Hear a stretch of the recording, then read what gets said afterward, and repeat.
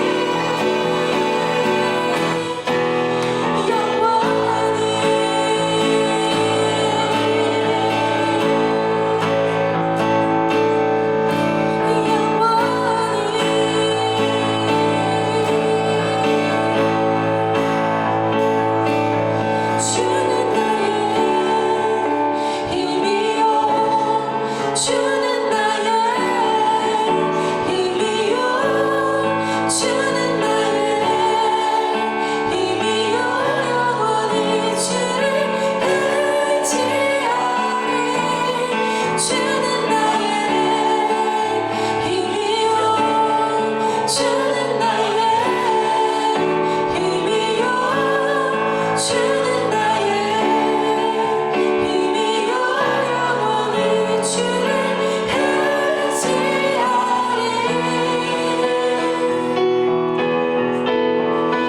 영원히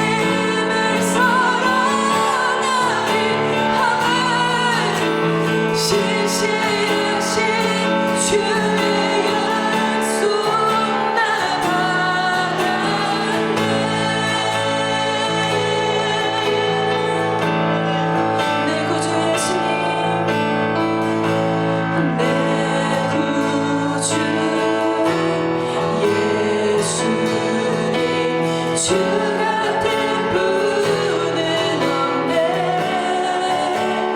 내 평생에 찬양하리 놀라운 주의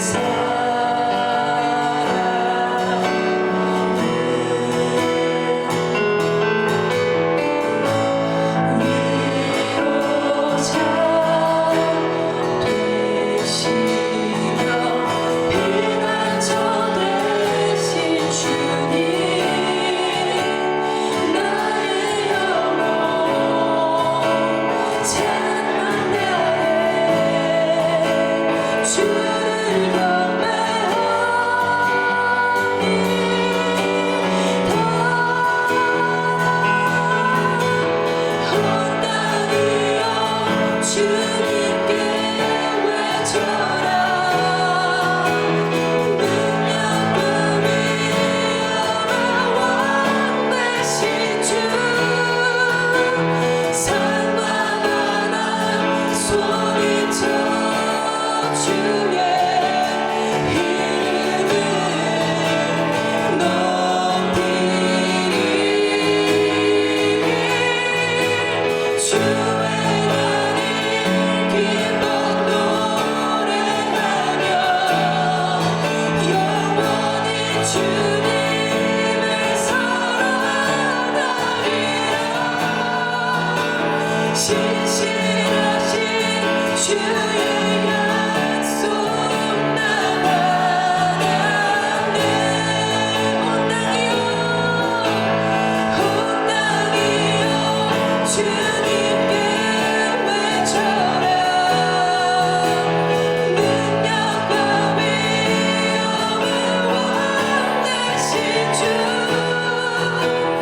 산만한 소리쳐 주의 이름을 높이리.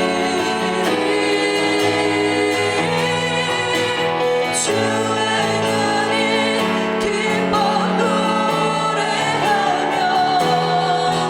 영원히 주님을 사랑하리라.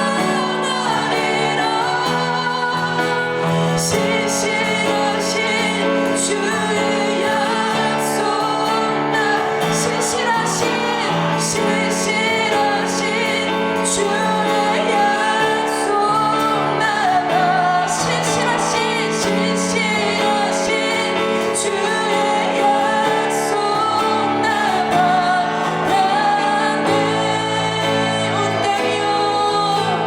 온 땅이여 주님께 외쳐라. 능력과 위엄을 왕되신 주 산만한 소리쳐 주의 이름을 높이리. 주의 은인 기뻐 노래하며 영원히 주님을 사랑하리라. 신실하신 주의 약속 나가네.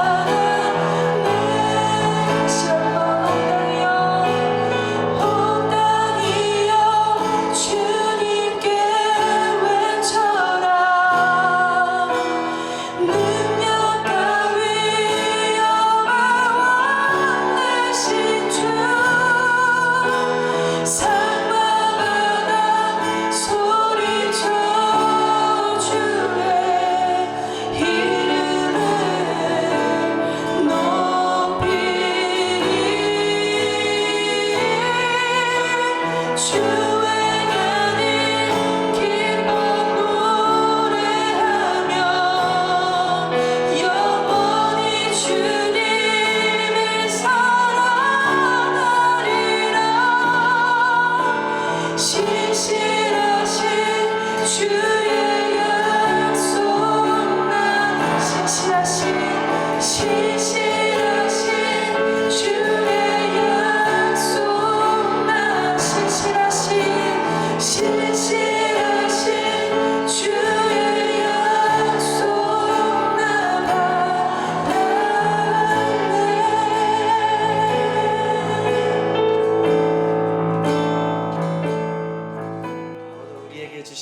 하나님의 말씀은요, 마가복음 4장 1절로 20절 말씀입니다. 마가복음 4장 1절로 20절 말씀인데요, 우리 9절까지만 우리가 교독하도록 하겠습니다. 우리가 1절부터 9절까지 우리가 교독하도록 하겠습니다. 예수께서 다시 바닷가에서 가르치시니 큰 무리가 모여들거늘 예수께서 바다에 떠있는 배에 올라 앉으시고 온 무리는 바닷가 육지에 있더라. 예수께서 여러 가지를 비유로 가르치시니 그 가르치시는 중에 그들에게 이르시되 들으라. 씨를 뿌리는 자가 뿌리러 나가서 뿌리새 더러는 길가에 떨어지매 새들이 와서 먹어버렸고, 더러는 흙이 얕은 돌밭에 떨어지매 흙이 깊지 아니하므로 곧 싹이 나오나 해가 돋는 눈에 타서 뿌리가 없으므로 말랐고, 더러는 가시떨기에 떨어지매 가시가 자라 기운을 막음으로 결실하지 못하였고, 더러는 좋은 땅에 떨어지매 자라 무성하여 결실하였으니 30배나 60배나 100배가 되었느니라 하시고. 다 함께 읽겠습니다. 또 이르시되 들을 귀 있는 자는 들으라 하시니라. 아멘. 오늘 우리가 읽은 본문은 씨 뿌리는 자의 비유라는 별명이 붙어 있습니다. 그리고 이 비유는요, 한마디로 하나님 나라의 비유입니다. 1절을 보시면요, 예수님께서 다시 바닷가에 가셔서 말씀을 가르치시기 시작하십니다. 당연히 수많은 또 큰 무리들이 몰려들기 시작했고, 예수님은 말씀을 용이하게 전하시기 위해서 바다에 떠 있는 배 위에 올라가서 앉으셨습니다. 그리고 가르치시기 시작하시죠. 배가 일종의 강대상 역할을 한 것입니다.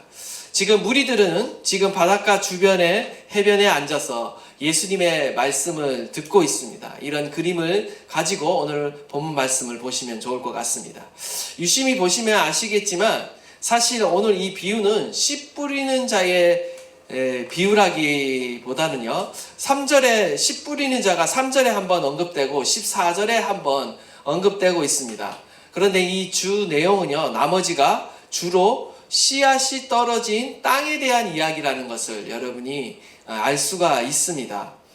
따라서 씨 뿌리는 자의 비유라기보다는 오히려 씨앗이 떨어진 4가지 땅에 대한 비유다라고 할 수가 있습니다. 그래서 우리 개역개정 성경 같은 데를 보시면요, 타이틀이 4가지 땅에 떨어진 씨 비유다라고 이렇게 나와 있습니다.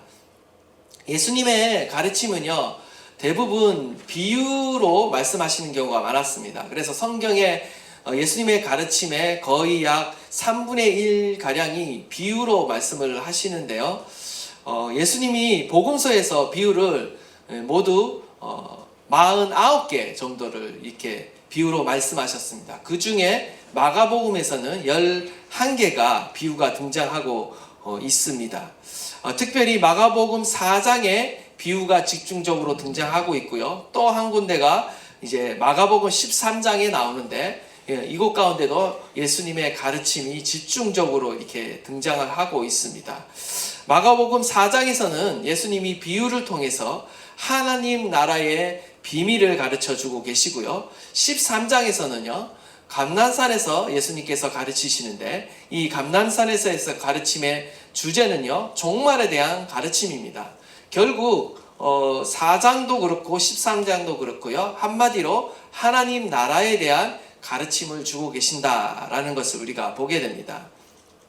특별히 오늘 본문은 하나님의 나라가 어떻게 이 땅 가운데 임하고 있는가, 어떻게 우리 가운데 임하고 있는가를 보여주는 비유입니다. 중요한 것은 하나님의 나라가 임할 때 우리가 어떻게 반응하느냐에 따라서 그 결과가 매우 다르게 나타난다라는 것입니다. 그리스도의 제자는 누구입니까? 바로 하나님의 나라의 법대로 사는 자를 제자라고 말할 수 있습니다. 예수님의 가르침의 핵심은요, 바로 하나님의 나라와 제자도라고 제가 말씀을 드렸습니다. 하나님께서는요, 저와 여러분을 The Kingdom of God, 하나님의 나라로 초청하고 계십니다. 그리고 하나님의 나라로 초청받은 자들은요, 킹덤 룰, 결국 하나님의 나라의 법대로 살라고 주님께서 우리를 부르신다라는 겁니다. 그리스도의 제자는요, 하나님의 나라의 법대로 사는 자들을 말하는 것입니다. 우리가 하나님의 나라의 법을 따를 때 우리는 하나님 나라의 풍성한 은혜와 통치를 누리게 되는 것입니다. 원하기는 저와 여러분이요, 이 하나님 나라 안에 살아가기를 소망하고요, 하나님께서 주시는 그 풍성한 은혜를 누리며 살아가기를 간절히 바랍니다. 그러하기 위해서는요, 우리가 하나님 나라의 법을 잘 이해하고 따라야 한다라는 것이죠. 오늘 본문에 나오는 씨 뿌리는 자의 비유는요, 팔레스타인의 농경 생활을 배경으로 하고 있습니다. 따라서 우리가 이 본문을 볼 때 마치 우리나라의 어떤 농경 생활을 생각하면서 보게 되면 잘 이해가 되지 않는 부분이 나타날 수 있습니다. 우리나라는 보통 어떻게 씨를 뿌립니까? 우리나라는 보통 밭을 먼저 갈고 나서 씨를 뿌리는 것이 일반적인 상황이죠. 제가 자랄 때 저희 교회 근처에 텃밭이 있었습니다. 그래서 제 아버지께서 늘 언제나 이 텃밭을 갈구고 일구고 하면서 이렇게 농사를 지으셨는데요. 그때 유심히 이렇게 관찰해보고 또 함께 이렇게 밭을 갈다 보면요, 이 우리나라의 농경 생활을 좀 이해할 수 있었습니다. 제일 먼저 하는 것이 뭐냐면 이 밭을 갈고 돌을 골라내고 또 이렇게 잡초를 이렇게 제거했습니다. 그리고 나서 어떻게 씨를 심냐면 이렇게 땅을 일정하게 파는 겁니다.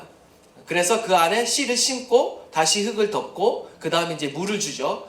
때를 따라 이제 또 뭐 비료도 주고 뭐 퇴비도 주고 이렇게 하는데요. 어쨌든 우리나라의 이 농경 이 양식은요, 먼저 땅을 갈고 나서 씨를 일정한 간격으로 이렇게 심는다라는 거예요. 그렇기 때문에 결코 이 씨앗이 허투른 데 떨어질 그런 위험이 없습니다. 근데 오늘 본문 보시면, 말씀을 보시면요, 우리나라의 농경 생활과 좀 다른 방식으로 지금 씨를 뿌리고 있다는 것을 여러분이 아셔야 합니다. 팔레스타인에서는 어떻게 농경 방법으로 경작을 하냐면요, 먼저 팔레스타인들은요, 이 씨를 뿌릴 때 먼저 밭을 가는 것이 아니라 씨를 먼저 뿌린다는 거예요. 씨를 먼저 뿌리고 나서 그 다음에 밭을 간다라는 것입니다. 그렇기 때문에 일단 먼저 무작위로 씨를 뿌리기 때문에 그 씨앗들이 때로는 길가에도 떨어지고 가시떨기 위에도 떨어지고 덤불 위에도 떨어지고 다양한 장소에 떨어진다라는 거예요. 근데 팔레스타인에서는 이 농경을 할 때 그것이 전혀 문제가 되지 않습니다. 왜냐하면 그 다음에 밭을 갈아엎기 때문에 문제가 되지 않습니다. 어떤 농경 방식이 더 좋은 방식인지는 잘 모르겠어요. 그러나 어쨌든 우리가 하는 그런 농경 방식과는 다른 방식으로 하고 있다라는 것입니다. 이러한 방식을 우리가 이해한다면 오늘 본문 가운데 나오는 이 말씀이 전혀 이해가 되지 않는 것이 아니라 쉽게 이해가 되는 그런 말씀이다라는 거죠. 이러한 상황 가운데 오늘 본문의 말씀을 봐야 되는 것입니다. 그러면 여기서 말하고자 하는 것은 무엇일까? 예수님이 여기서 강조하고자 하는 것은 무엇인가? 라는 겁니다. 그것은 바로 하나님의 나라가 씨앗과 같은 형태로 이 세상 가운데 들어오고 있다는 것을 주님께서 지금 보여주고 있는 것입니다. 마치 하나님의 나라가 임하는 과정은 유대인들이 기대하고 있는 것처럼 어떤 정치적으로 군사적으로 메시아가 이 땅 가운데 어떤 하나님의 나라를 왕국을 세우는 것이 아니라는 거죠. 14절의 말씀을 한번 다시 보도록 하겠습니다. 14절의 말씀, 뿌리는 자는 말씀을 뿌리는 것이라. 지금 뿌리는 자, 농부는 누구입니까? 바로 문맥상 예수님을 말하고 있습니다. 그러면 뿌리는 씨앗은 무엇입니까? 뿌리는 씨앗은 당연히 말씀이라는 거예요. 하나님의 복음이라는 것입니다. 그러면 예수님이 선포하시는 하나님의 나라는 지금 어디에 있는가? 그것은 바로 예수님께서 지금 농부가 되셔서 하나님의 말씀의 씨앗을 이 세상 가운데 뿌리고 계시는데, 바로 하나님의 나라는 이 말씀을 통해 이 세상 가운데 들어오고 있다라는 것입니다. 오늘날 많은 사람들이 생각하듯이 장차 미래에 예수님이 재림하실 때, 혹은 우리가 천국에 죽어서 천국에 들어갈 때 하나님의 나라가 있는 것이 아니라, 하나님의 나라는 지금 말씀의 형태로 우리 마음 안에 들어오고 있다라는 것입니다. 우리 마음 안에 이 말씀이 심겨지고 자라고 성장하고 있다라는 거예요. 결국 우리의 마음 안에 하나님의 나라가 이루어지고 있다라는 것을 보여주고 있다라는 겁니다. 중요한 것은 무엇입니까?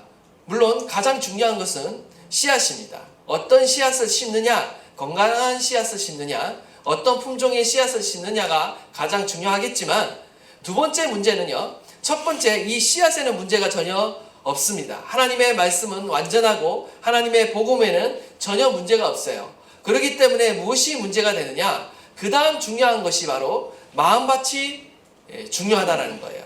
어떻게 받아들이냐가 중요하다라는 것이죠.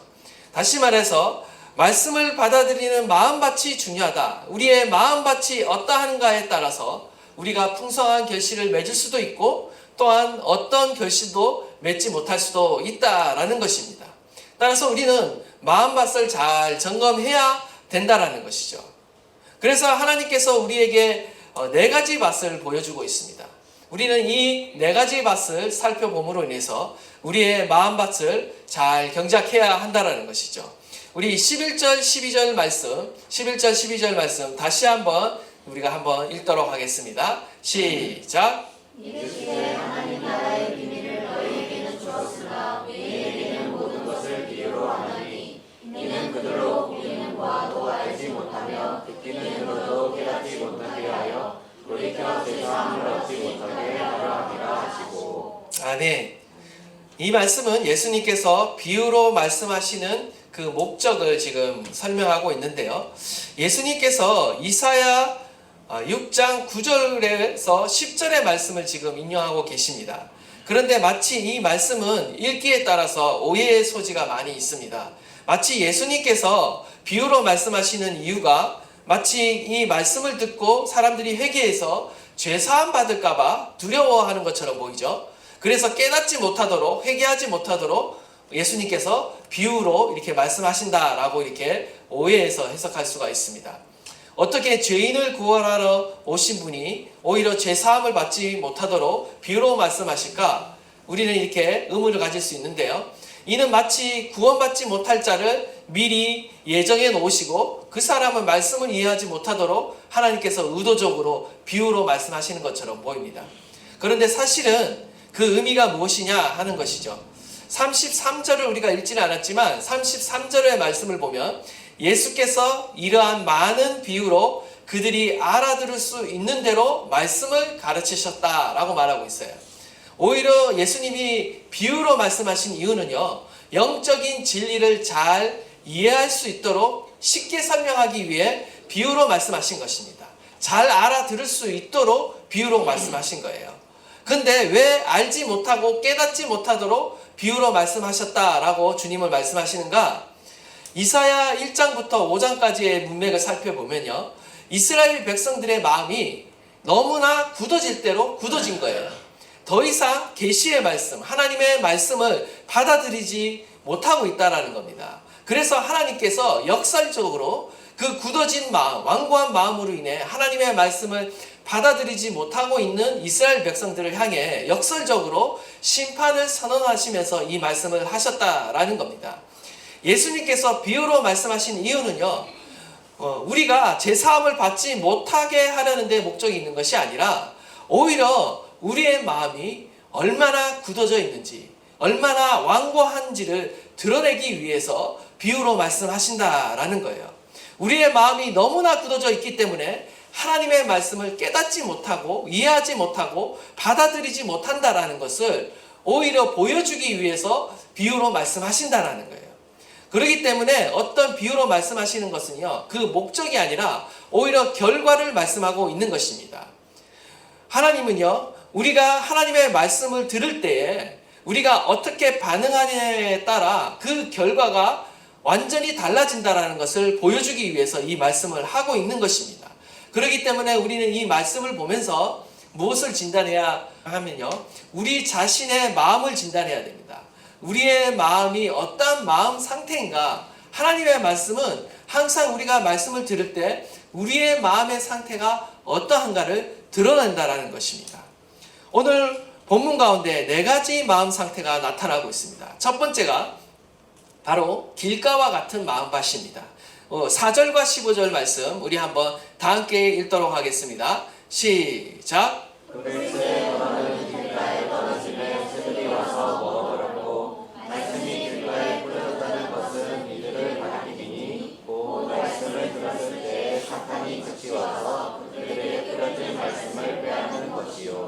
아멘. 길가에 뿌려진 길가와 같은 마음밭은 어떤 밭이냐?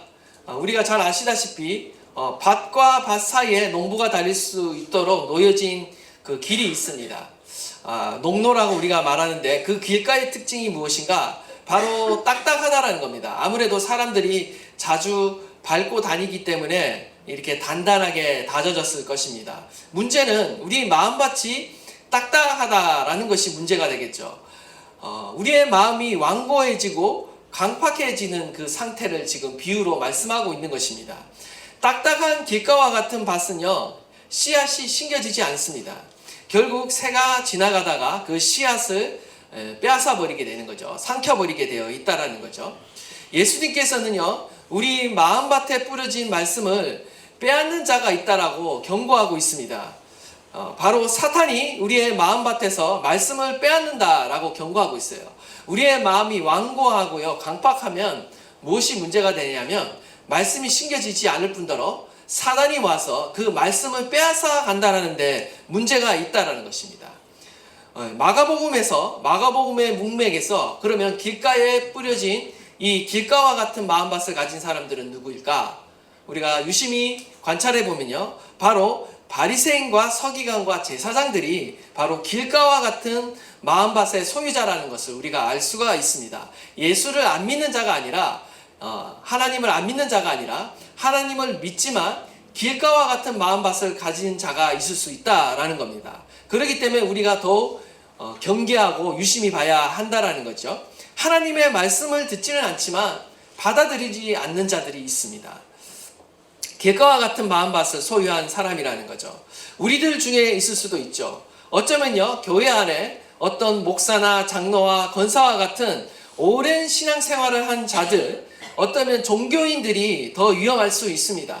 오랜 신앙생활을 하면 할수록 우리의 마음이 부드러워지고 우리의 마음이 더 유순해져서 하나님의 말씀을 잘 받아들이면 정말 다행이고 정상인데 그렇지 않다라는 거죠. 오히려 우리의 마음이 길가와 같은 마음을 가질 수 있다라는 거예요. 듣는 것처럼 앉아있지만 오히려 잘 듣지 않고 한 귀로 듣고 한 귀로 흘려보낼 수 있습니다. 예수님의 제자 중 한 사람인 가룟 유다를 보십시오. 예수님과 가까이 있었어요. 아주 가까이 있었고, 근데 문제는 예수님이 계신 그곳에서도 사단이 지금 어디에 들어갔습니까? 바로 가룟 유다의 마음 안에 들어갔다는 겁니다. 사탄은요, 새처럼 말씀을 빼앗아 가려고 항상 틈을 노리고 있다는 겁니다. 그런데 사단이 우리를 노리고 말씀을 빼앗아 가는 장소는요, 세상이 아니라 어쩌면 우리 예배 가운데도, 그리고 말씀을 들을 때도 사단이 우리의 마음을 노릴 수 있다는 것에서 우리는 경계를 늦추지 말아야 한다는 겁니다. 평소에도 내가 말씀을 어떻게 듣고 있는가? 잘 듣고 있는가? 아니면 잘 듣지 않고 흘려보내고 있는가? 우리는 우리 자신의 마음을 점검해 봐야 된다는 거예요. 어쩌면 우리가 잘 듣지 못한다는 것은 내 마음이 지금 길가와 같은 상태가 되었다라는 것을 지금 보여주고 있는 반응일 수가 있습니다.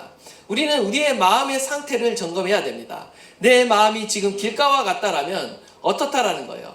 사단이 항상 나에게 와서 그 말씀을 빼앗아가고 있다는 그런 상태라는 것을 우리는 기억해야 된다는 것입니다.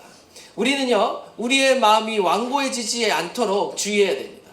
나의 마음이 딱딱해지지 않도록 주의해야 된다는 거예요. 때로는 우리의 신념, 우리의 철학, 우리의 경험이요, 우리의 마음을 딱딱하게 만들 수 있습니다. 내가 믿는 바가, 내가 믿는 신념이요, 하나님 말씀보다 더 앞설 수가 있어요. 그럴 때 우리의 마음은 더욱더 단단해지고 완고해질 수 있다라는 거죠. 처음에는 정말 가난한 심령으로 우리가 하나님을 사랑하고 섬겼다가도 우리의 마음은 어느덧 단단해지고 완고해져서 그 말씀을 받아들이지 못하는 그 상태가 될 수 있다는 것에서 우리는 경계심을 가져야 한다는 것입니다. 어느덧 오랜 교회 생활을 통해서 반대로 말씀을 너무 많이 알기 때문에 우리가 영적으로 교만해지고 길가와 같은 마음이 될 수 있다는 데서 우리는 주의해야 된다는 것입니다. 두 번째로 돌밭과 같은 마음밭입니다. 돌밭과 같은 마음밭. 우리 5절, 6절, 16절, 17절 말씀인데 또 한번 다 함께 한번 보도록 하겠습니다. 시작. 너는 흔히 얕은 그것을 떨어지매 흔히 깊지 아니하므로 곧 싹이 나오나 해가 돋은 후에 타서 뿌리가 없으므로 말랐고 또 이와 같이 그것을 뿌렸다는 것은 이를 가리키니 곧 말씀을 들을 때 즉시 기쁨으로 받으나 그 속에 뿌리가 없어 잠깐 견디다가 말씀으로 인하여 한 박해가 일어나는 때에는 곧 넘어지는 자요. 예, 아멘. 두 번째는 돌밭과 같은 마음이 있습니다. 이 밭의 문제는요, 밭의 흙이 얕은 것이 문제입니다. 깊지 못해요. 씨가 심겨져도 깊게 심겨지는 것이 아니라 얕게 심겨집니다. 땅에 돌이 많기 때문에 그렇죠. 결국 뿌리가 없음으로 인해 해가 돋은 후에는 말라서 죽게 된다라고 지금 말씀하고 있습니다. 이들의 특징이 그나마 하나님의 말씀은 즉시 기쁘게 받습니다. 그러나 그 속에 뿌리가 깊지 못하다는데 문제가 있어요. 그래서 처음에는 기쁘게 신앙생활을 하다가도 어떤 외부적인 시련이나 어떤 고난이 닥치면 잠깐은 견딥니다. 그러나 그 시련이 크거나 고난이 오래 지속되면요, 견디지 못한다라는 거예요. 곧 넘어진다라는 거예요. 환난이나 박해가 일어나는 때에는 곧 넘어지는 자요 라고 했어요.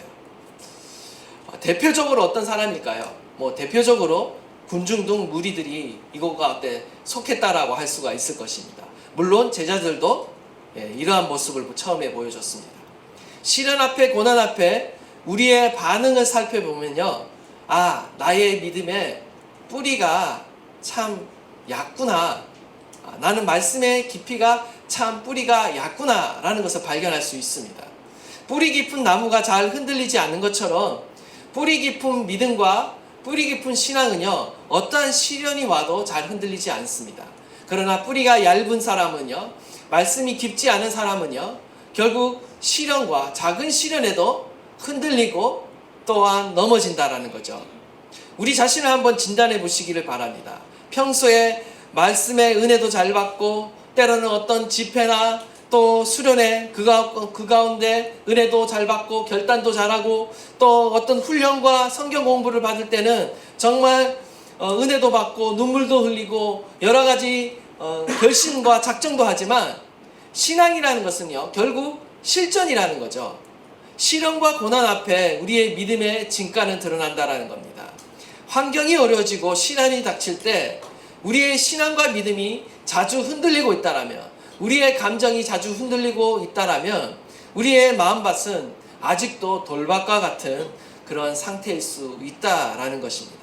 아, 내 안에 아직 말씀이 깊게 뿌리를 내리지 못했구나 라고 우리는 점검할 수 있다라는 것입니다. 내 안에 아직도 기경되지 못한 돌같이 굳어진 마음이 있구나 라고 우리는 그렇게 확신해도 될 것 같습니다. 처음에는 말씀을 잘 받지만 그 말씀을 지키기 위해 어떤 또 희생이 요구되고 어려움을 닥칠 때는요, 우리는 곧잘 그 말씀을 포기하고 하나님의 사명과 사역을 포기하는 사람들이 있습니다. 이러한 자들도 역시 돌밭과 같은 마음이다 라는 것입니다. 따라서 우리는 이 마음밭에서 돌들을 골라내야 되는 것이죠. 하나님의 말씀을 더 깊이 심어야 되는 것입니다. 우리의 믿음과 말씀이 더 깊이 뿌리를 내릴 수 있도록 우리는 우리의 마음을 관리해야 된다는 것이죠. 세 번째로 어떠한 마음밭이 있습니까? 바로 가시떨기 같은 마음밭이 또 있다라는 겁니다. 7절과 18절, 19절 말씀 우리 한번 다 함께 봉독하겠습니다. 시작. 너는 가시떨기에 떨어짐에 가시가 자라 기운을 막음으로 결실하지 못하였고 또 어떤 이는 가시떨기에 뿌려지느니 이들은 말씀을 듣기는 하되 세상의 염려와 재물의 유혹과 기타 욕심이 들어와 말씀을 막아 결실하지 못하게 되는 자요. 아멘. 세 번째는 가시떨기와 같은 마음밭입니다. 어쩌면 이 가시떨기와 같은 이 마음밭이 가장 많은 마음밭이라 할 수도 있겠습니다. 특징은요, 씨앗이 심겨져서 어느 정도는 자란다라는 거예요. 어느 정도는 자란다. 그러나 그 주변에 가시떨기와 같은 이런 잡초들이 많아서 더 이상 자라지 못한다. 더 이상 성장하지 못한다. 더 이상 열매를 맺지 못한다 라는 데 문제가 있습니다. 예수님께서는 이 가시떨기를 세상의 염려, 재물의 유혹, 그리고 기타 욕심이라고 이렇게 규정하고 계십니다.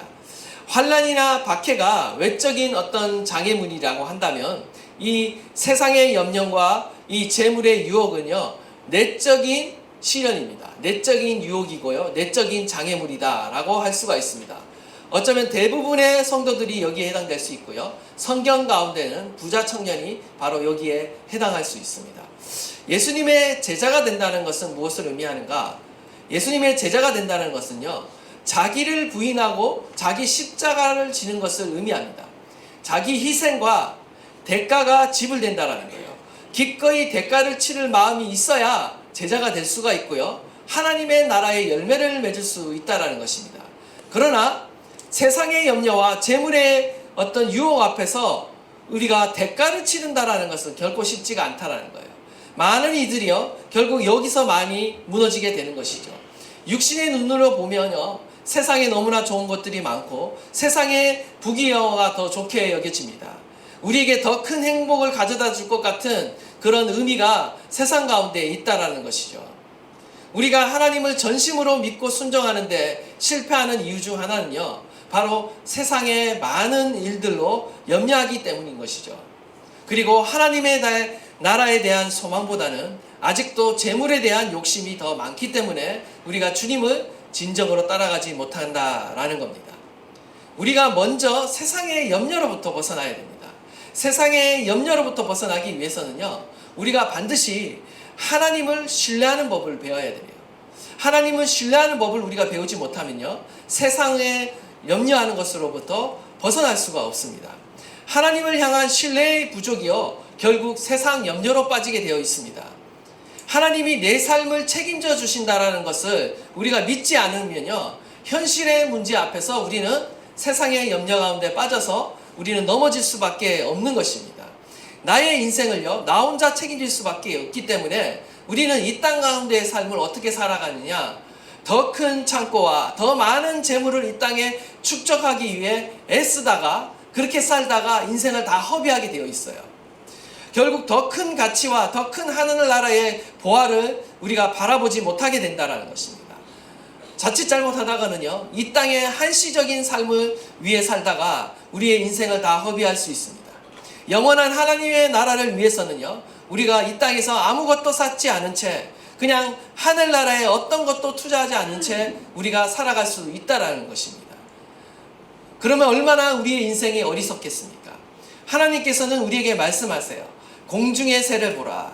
공중의 새를 먹이시고 들의 꽃을 입히시는 그 하나님의 돌보심을 믿으라고 주님은 말씀하고 계십니다. 하나님께서는요, 이스라엘 백성들을 40년 광야 생활 가운데 만나와 메추라기를 주셔서 부족함이 없게 하여 주셨고, 그들의 옷도 신발도 헤어지지 않게 보호해 주시고 인도해 주시는 하나님이셨습니다. 우리는 이러한 하나님의 보호하심과 인도하심을 믿어야 한다는 겁니다. 이 하나님을 믿지 않고서는요, 우리는 결코 세상 근심과 염려로부터 해방될 수 없다는 거예요. 우리가 이 세상의 염려로부터 해방되지 않는 한 우리는 하나님 나라의 열매를 맺을 수 없다라는 것입니다. 하나님의 말씀이 또 결실하지 못하도록 막는 또 하나의 강력한 가시떨기는 무엇인가? 바로 재물의 유혹과 기타 욕심이라는 겁니다. 저는 이것을 한마디로 세상을 사랑하는 마음이다 라고 저는 정의하고 싶습니다. 이 세상은 어떤 세상입니까? 한마디로 말해서 물질 만능주의가 편만한 세상입니다. 세상 나라의 가치관은요, 한마디로 물질로 평가되는 나라예요. 물질의 많고 적음이 가치의 기준이 되어버린 나라가 바로 세상 나라인 것입니다. 우리가 세상 나라를 사랑한다는 것은요, 결국 물질을 사랑한다라는 것입니다. 우리가 하나님의 능력보다 재물의 힘을 더 크게 느끼고 사랑하기 시작함에 따라 우리는 하나님의 나라로부터 멀어지기 시작한다는 것을 유념하셔야 돼요. 세상에서 맛보는 온갖 즐거움과 쾌락과 안락함이요, 세상 가운데 있어요. 우리가 하나님의 나라를 섬기고 따르고 섬기는 기쁨보다 이 세상 즐거움과 영광이 우리 안에 더 크게 보인다면, 그래서 세상을 더 사랑한다라면 우리는 결코 하나님의 나라를 경험할 수 없다라는 것입니다. 그래서 우리는 하나님을 사랑해야 된다라는 거죠. 오늘 본문 말씀 가운데 3절에 보시면, 그리고 9절 말씀을 보시면 공통적으로 등장하는 말씀이 있습니다. 그것은 바로 들으라 라는 말씀입니다. 3절 보시면 들으라 씨를 뿌리는 자가 뿌리러 나가서, 그리고 9절에도 또 이르시되 들을 귀 있는 자는 들으라 하시니라 라고 말하면서 오늘 본문 전체에서 계속해서 듣다라는 동사가 가장 많이 반복되고 있다는 것을 우리가 보게 됩니다. 근데 사실 이 3절에 들으라 라고 이렇게 말씀하고 계시는데, 이 들으라 라는 말씀은요 히브리어로 쉐마입니다. 쉐마. 신명기 6장 4절에서 5절의 말씀을 우리 가운데 떠올리게 한다라는 거죠. 신명기 6장 4절 5절 말씀 우리 한번 다 함께 한번 읽도록 하겠습니다. 시작. 이스라엘아 들으라. 우리 하나님 여호와는 우리 유일한 여호와시니 너는 마음을 다하고 뜻을 다하고 힘을 다하여 내 하나님 여호와를 사랑하라. 아멘. 결국 이 씨 뿌리는 자의 비유는요 한마디로 마음과 뜻과 힘을 다해 하나님을 사랑하라 라는 그 의미를 담고 있는 것입니다. 우리가 하나님을 사랑하는 방법은요 바로 하나님의 말씀을 잘 듣는 것입니다. 하나님의 말씀을 잘 듣는 자가 하나님을 사랑하는 자라는 것을 우리가 알게 됩니다. 듣는다라는 것은 단순히 말씀을 지적으로 듣는 것을 말하는 것이 아니라 바로 하나님의 말씀을 잘 순종한다라는 그 의미를 함께 포함하고 있는 것이죠. 결국 하나님을 사랑하는 자는 하나님의 말씀을 잘 듣게 되어 있고 하나님의 말씀을 잘 순종하게 되어 있다라는 거예요. 우리가 하나님의 말씀을 듣고도 열매를 맺지 못하는 이유는 결국 하나님 사랑보다 세상 사랑이 더 크기 때문입니다. 그렇기 때문에 우리가 열매를 맺기 위해서는요 우리가 온 마음과 온 뜻과 온 힘을 다해 하나님을 사랑해야 되는 거예요. 하나님을 사랑하는 자는 하나님의 말씀을 듣게 되어 있고 하나님의 말씀을 지키게 되어 있다라는 것입니다.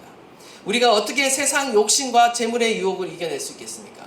그것은 바로 하나님 사랑으로 이겨내는 겁니다. 하나님을 사랑하는 자는, 하나님을 더 크게 사랑하는 자는 세상의 유혹을 이긴다라는 거예요. 원하기는 저와 여러분 안에 하나님의 사랑이 더 크게 일어나기를 간절히 소망합니다. 우리가 하나님을 사랑함으로 세상 사랑을 이기고 세상 유혹을 이기고 그러함으로 하나님의 말씀에 순종하는 저와 여러분 되시기를 간절히 축원합니다. 결국 열매 맺는 밭은 어떤 밭이냐? 열매 맺는 좋은 마음밭이 등장하는데요. 바로 8절 그리고 20절 말씀 우리 다 함께 읽도록 하겠습니다. 시작. 너는 좋은 땅에 떨어지면 자라 무성하여 득실하게 하시니 30배나 60배나 100배가 열매니라 하시고 좋은 땅에 뿌려 빠진 것은 그 말씀을 듣고 받아 30배나 60배나 100배의 열매를 하는 자니라. 아멘. 여기서 중요한 단어는 무엇인가? 바로 말씀을 듣고 받는다라는 거예요. 좋은 마음밭은 어떤 밭이냐? 말씀을 듣는 데 그치는 것이 아니라 받아들인다라는 것입니다. 특별히 앞에 세 가지 비유에 나오는 말씀을 듣는다라는 동사와 여기에 나오는 듣는다라는 동사가 중요한 차이점이 있습니다. 어떤 차이점이 있냐면 시제의 차이점이 있는데 앞에 세 가지의 비유에 나오는 듣는다는 것은요 그냥 과거 한번 듣는다라는 그런 의미가 있다라면 지금 여기에 나오고 있는 듣는다라는 것은요 현재 시제의 분사가 쓰였습니다. 계속 반복적으로 듣는다라는 의미를 가지고 있다라는 거예요. 여기서는요 말씀을 계속해서 듣고 계속해서 순종하는 사람을 의미하는 것입니다. 지속적으로 하나님의 말씀을 듣고 있고 지속적으로 하나님의 말씀에 순종하는 자를 가리키고 있는 것입니다. 바로 좋은 땅과 같은 마음밭은요 계속해서 하나님의 말씀을 듣고 계속해서 순종하는 자를 가리키는 것입니다. 그냥 한 번 말씀을 듣고 잊어버리는 자가 아니라 한 번 듣다가 마는 자가 아니라 그의 삶에 늘 하나님의 말씀을 계속해서 반복해서 듣는 자라는 것을 알 수가 있고요. 그 말씀이 열매를 맺을 때까지 포기하지 않고 그 말씀을 마음에 품고 간직하고 있다는 것을 우리가 보게 됩니다. 여기서 보시면 받다라는 그 동사가 파라데코마이라는 동사인데요. 인정하다, 환영하다라는 의미를 갖고 있습니다. 복음을 듣는데 그치는 것이 아니라 그 말씀을 인정하고 환영하는 거예요. accept 했다라는 거예요. 그 마음 안에 받아들였다라는 겁니다. 누가복음 8장 15절에서는 이 말씀을 좀 더 구체적으로 표현하고 있는데 누가복음 8장 15절 말씀 우리 또 다 함께 한번 봉독해 보도록 하겠습니다. 누가복음 8장 15절 말씀 시작. 좋은 땅에 있다는 것은 착하고 좋은 마음으로 말씀을 듣고 지키어 은혜로 결실하는 자니라. 아멘. 말씀을 받아들였다라는 것을 다르게 표현하고 있죠. 지키어 인내로 결실하였다라고 표현하고 있습니다. 하나님의 말씀을요 적극적으로 인정하고 받아들였는데 환난이 오고 핍박이 와도 이 말씀을 어떻게 하였다? 포기하지 않고 지켰다라는 거예요. 인내로 지켰다라는 거예요. 다시 말해서 세상의 염려와 재물의 유혹 앞에서도 내가 이 말씀을 포기하지 않았다. 지켰다. 인내하였다라는 것입니다. 계속 지켰다라는 것입니다. 포기하지 않고 계속 지켰을 때, 인내하였을 때 어떻게 됩니까? 그때 비로소 열매를 맺는다라는 것입니다. 말씀은요, 인내로서 결실을 하는 겁니다. 물론 저절로 열리게 되지만 우리의 마음이요, 그 씨앗을 계속 간직하고 있어야 돼요. 인내로서 간직하고 있어야 돼요. 그러할 때 30배, 60배, 100배의 열매를 맺는다라는 겁니다. 우리가 수많은 말씀을 듣고도 왜 우리의 삶에 변화가 없느냐, 열매가 없느냐? 우리는 그 말씀을 끝까지 지켜내지 못했다라는 거예요.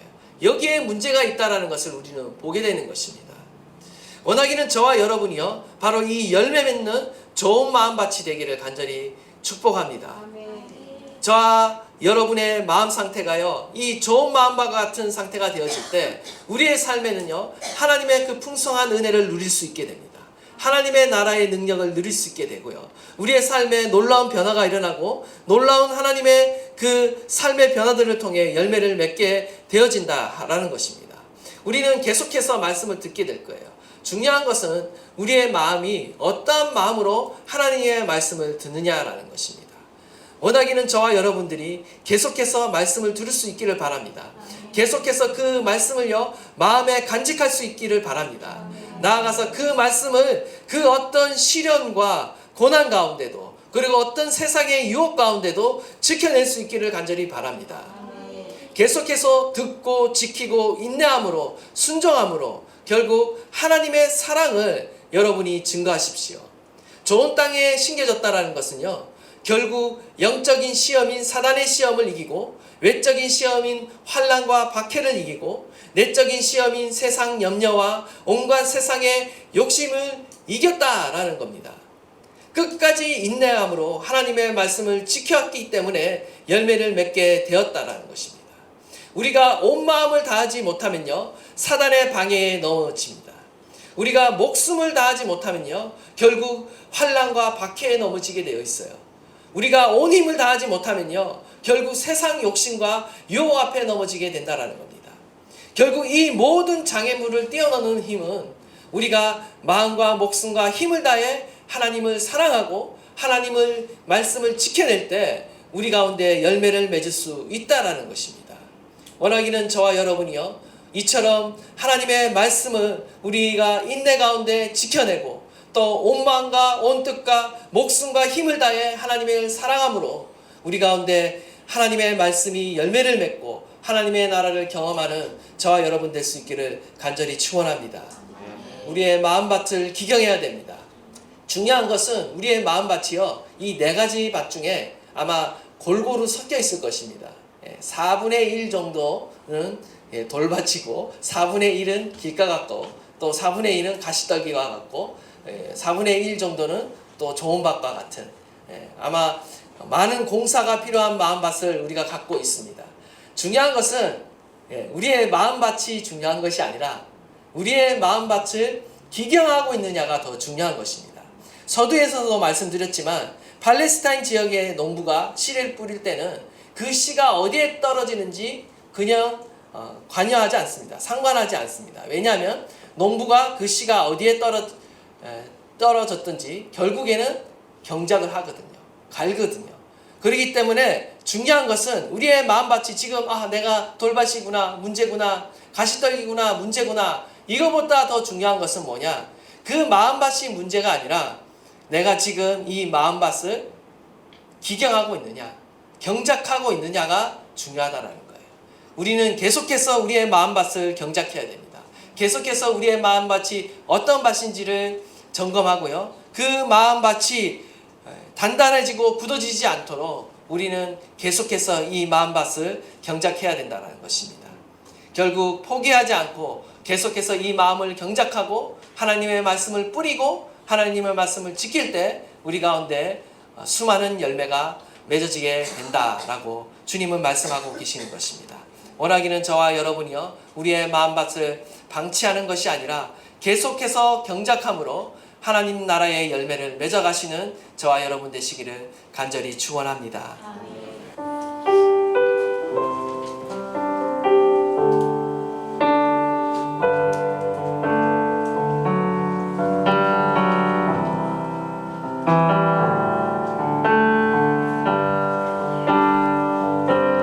하늘에 나는 새도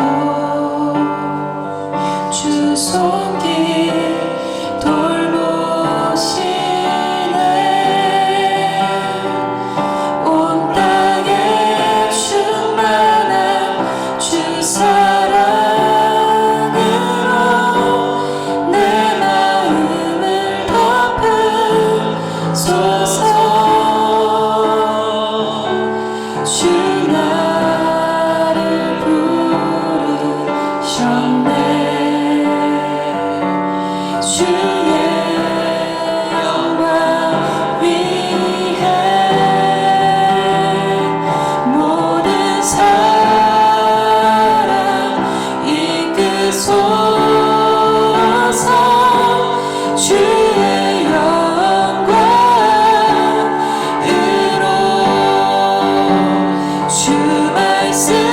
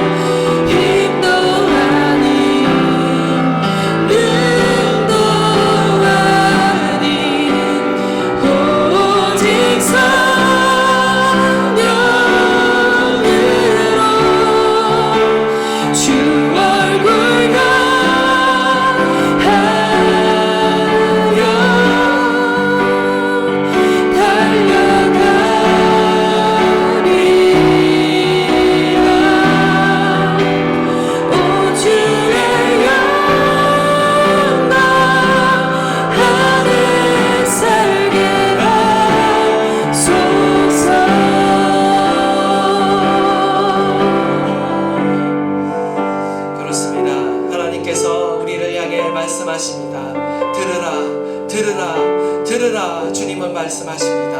원하기는 저와 여러분이 주님의 말씀을 들을 수 있는 그 귀와 마음이 있기를 소망합니다.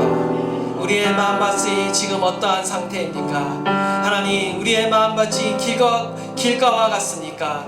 돌밭과 같습니까? 가시떨기와 같습니까? 아니면 좋은 땅과 같습니까? 하나님 아버지, 우리의 마음을 변화시켜 주십시오. 하나님의 말씀 앞에 반응하는 심령이 되게 하여 주십시오. 하나님의 말씀을 들으나 반응하지 않는 딱딱하고 완고한 심령이 아니라 하나님의 말씀 앞에 반응하며 순종하며 나가는 저희들이 되게 하여 주십시오.